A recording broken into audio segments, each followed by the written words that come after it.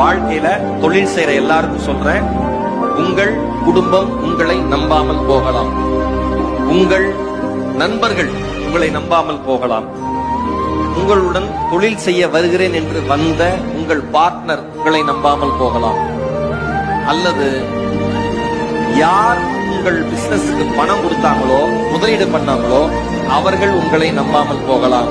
ஆனால் ஒருபோதும் உங்கள் நம்பிக்கையை மட்டும் நீங்கள் இழந்து விடாதீர்கள். அது மட்டும்தான் உங்களை காப்பாற்றுகிற மாயசக்தி.